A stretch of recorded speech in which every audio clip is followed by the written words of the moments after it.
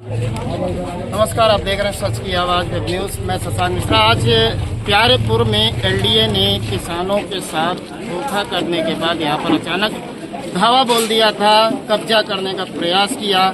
किसानों ने मौके पर आकर के उस कब्जे को रुकवाया। उसके बाद यहां पर लंबी प्रक्रिया बातचीत की चलती रही और गाड़ी वगैरह लेकर के, खंभे लेकर के यहां पर सबको लेकर के एलडीए प्रशासन पहुंच गया था। किसानों के बीच अभी परसों बात हुई थी कि 12 तारीख के बाद हम कब्जेदारी करेंगे, और लेकिन एलडीए प्रशासन ने आज अचानक से यहां पर सुबह ही पिलर समेत मशीनरी समेत आकर के यहाँ पर कब्जेदारी करने की कोशिश की और किसानों ने एकता बनाते हुए यहाँ पर एकत्रित हो गए और काम को रुकवा दिया।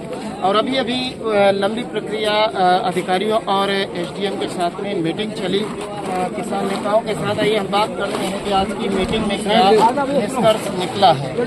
अब भारी संख्या में प्यारेपुर गाँव के किसान हैं और हमारे साथ किसान नेता हैं राजू गुप्ता जी, राजाराम लोधी जी, प्रदेश महामंत्री जी हैं हमारे साथ। आइए हम उनसे बात करते हैं। सर नमस्कार, ये क्या हुआ है आज की मीटिंग में? ऐसा लगा किसानों के साथ पहले परसों ऐसा सुनने में आया था वार्ता हुई थी जिसमें 12 तारीख को कब्जा किया, सर्वे लेने की बात की थी, लेकिन अचानक से आज ही ये लोग सुबह आज गए, जिससे किसानों को ऐसा लगा कि उन्हें ठगा जा रहा है। सारे किसान एकत्रित होकर यहाँ पर कब्जा रुकवाने लगे। उसके बाद अभी एसडीएम साहब आए हुए हैं, उनसे आप लोगों की क्या बातचीत? पहले मैं अपना परिचय दे रहा हूँ। मेरा नाम राजाराम लोधी, मैं भारतीय किसान यूनियन प्रदेश राजू गुप्ता प्रदेश महामंत्री हूँ। और उसके नाते यहाँ पे हम लोगों ने, यहाँ पे किसानों ने मुझे हम लोगों को बुलाया था। बुलाने के बाद यहाँ धरना चला, लगभग 10 महीने हो रहे धरना चला।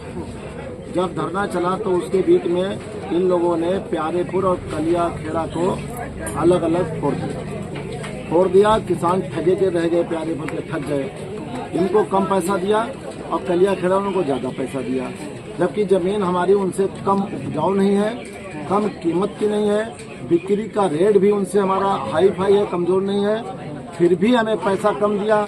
जब बड़ी मुश्किल से दबाव प्रेशर में आए तब अधिकारियों ने, डीएम साहब और बीसी साहब, इन्होंने संज्ञान में लिया उच्च अधिकारियों के कहने पे। तो संज्ञान में लेने के बाद इन्होंने कहा कि हम बराबर पैसा देंगे, बराबर पैसा देने के लिए तैयार हो गए। लेकिन हमारा जो 5 साल का, लगभग 7 साल का ब्याज जो मार रहे हैं, वो ब्याज नहीं देना चाह रहे हैं। भाई क्यों नहीं ब्याज देना चाह रहे हैं? जब आपने पैसा कम दिया तो पैसा तो आपके पास रुका। जब पैसा आपके पास रुका तो हमारा अधिकार बनता है, हमारा पैसा बैंक में होता तो हो सकता 4 गुना हो गया होता, हुआ होता कि नहीं होता? 7 साल में 2 गुना हुआ। तो इन्होंने ब्याज देना मना कर दिया। और जो बता रहे किसानों से वार्ता हुई, यहाँ कोई भी ऐसा किसान नहीं जो कहे कि हमसे बात कर लिया।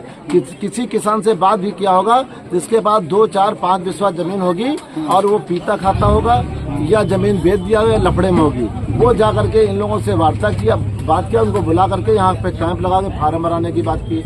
जबकि किसान विरोध कर रहे हैं और धरना इतने दिन से चल रहा है, एक भी अधिकारी धरने पे नहीं गया। केवल किसानों को बीच में तोड़ फोड़ करके ये पुनः मुआवजा बांटने की बात कर और जमीन पे कब्जा करना चाहते हैं। कुल मिलाकर आपका ये कहना कि कहीं न कहीं जो बेचारे किसान है उनके साथ एक ठगी और धोखे का कार्य किया जा रहा है। उनके साथ पूर्णतया ठगी और धोखाधड़ी के काम किया जा रहा है। अभी आप देख लीजिए, मौंदे के बीच में प्यारेपुर है और मौंदे का 1 करोड़ रुपया प्रति एकड़ है सर्किट रेट, और यहाँ का इन लोगों ने पैसा नहीं बढ़ाया। क्यों नहीं बढ़ाया? इसलिए नहीं बढ़ाया कि लखनऊ विकास प्राधिकरण को, शासन को ये जमीन अधिग्रहण करनी थी, तो यहाँ का मात्र 35 लाख रुपया प्रति हेक्टेयर रखा और इसका काफी दिनों से पैसा नहीं बढ़ाया। और जब पैसा बढ़ाया भी, सर्किट रेट बढ़ाया भी, तो जब 2 महीना बाद जब इनकी जमीन अधिग्रहण लिखा पढ़ी मैं अपने पास कर लिया, किसानों को नहीं पता, अपने पास लिखा, बस उसके बाद तत्काल 2 महीने बाद इन्होंने सर्किट रेट बढ़ा दिया। ये कौन सा नियम है? और फिर उसके बाद 16 में पैसा बांटा। जब आप 16 में पैसा बांट रहे हैं तो सर्किट रेट हमें मिलना चाहिए, नहीं मिलना चाहिए। यह है नियम, ये नहीं नियम जो सर्किट रेट है। और अगर आप कह रहे हैं कि मैं ब्याज नहीं दूंगा अब तक, तो आप 19 से मान रहे हैं कि हम 19 से ब्याज देंगे।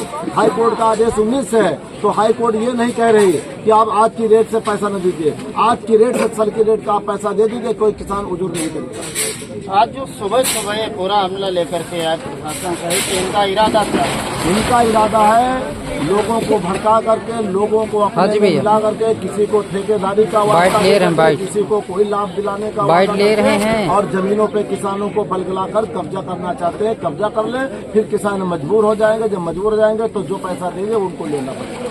इनका ये चीजें निकल के आई। हमारे साथ थे राजा राम लोधी जी, प्रदेश महामंत्री। आप देख रहे थे कि किसानों के साथ किस तरीके का व्यवहार किया जा रहा है एलडीए प्रशासन द्वारा। भी हाल ही में आपने देखा था, बगल में कलियाखेड़ा गांव के किसान आंदोलनरत रहे और उसके बावजूद भी उनकी जमीन पर जबरदस्ती तरीके से कब्जा कर लिया गया। इसको कहते हैं किसानों के साथ नाइंसाफी। किसान बराबर अपनी लड़ाई लड़ता रहा और उधर कब्जा चलता रहा, और यही प्रयास आज प्यारेपुर में भी होने की दशा में था। लेकिन किसान सब एकत्रित हो गए और एकत्रित होने के बाद किसान संगठन के उनके नेता भी आ गए उनके साथ में। इस वजह से काम रुकवाने का प्रयास हुआ, अन्यथा यहाँ पर भी पिला लगने की पूरी संभावना थी। कुल मिलाकर के आइए हम बात करते हैं एक आधे किसान से भी।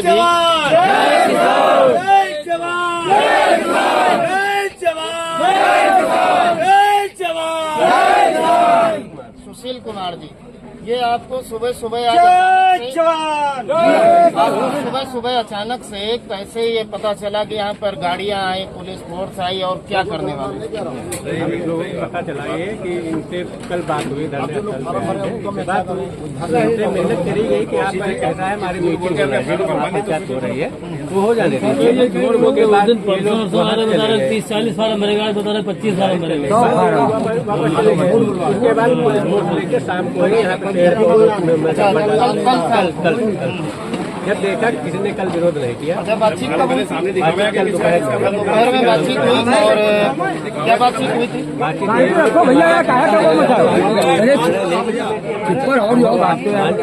12 तारीख को आइए, आपका स्वागत है। आप तो क्या कह गए थे कि मीटिंग के बाद आएंगे? मीटिंग के बाद आएंगे, उसके बाद अचानक फोर्स लेके वो कब्जा करने, अचानक फोर्स होके लेकर के कब्जा करने पहुंच गया, ऐसा कहना है किसानों का। और आइए हम बात करते हैं।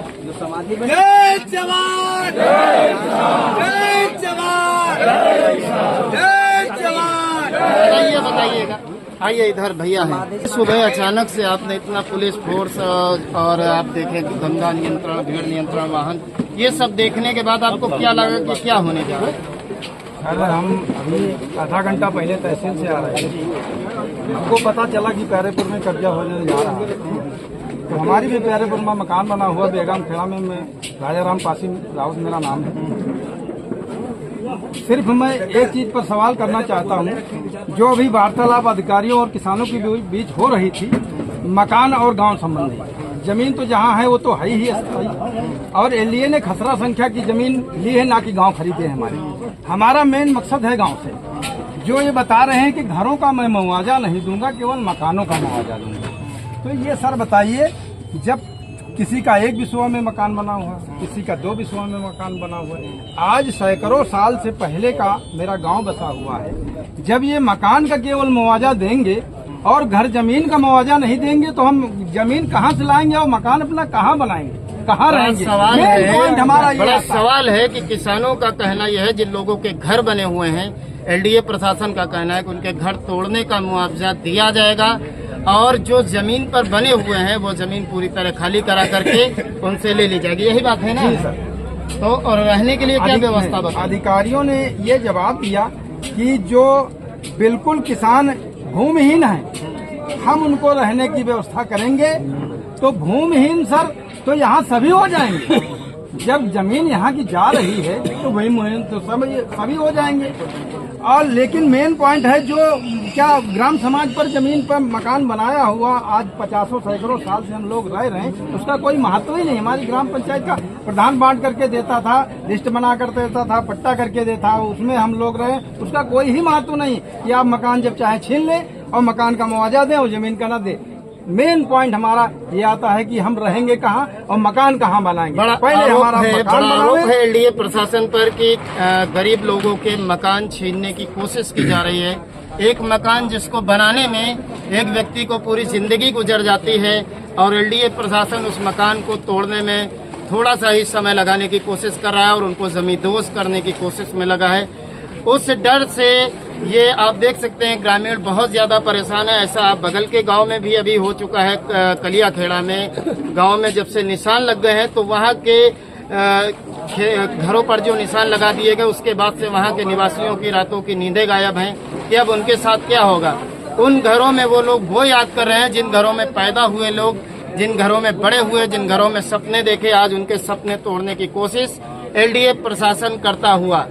एलडीए प्रशासन की ये जबरदस्ती, ऐसा किसानों द्वारा बताया जा रहा है कि जबरदस्ती तरीके से ये सारे कार्य किए जा रहे हैं। और उसके बाद ये कहा जा रहा है कि सहमति ली जा रही है।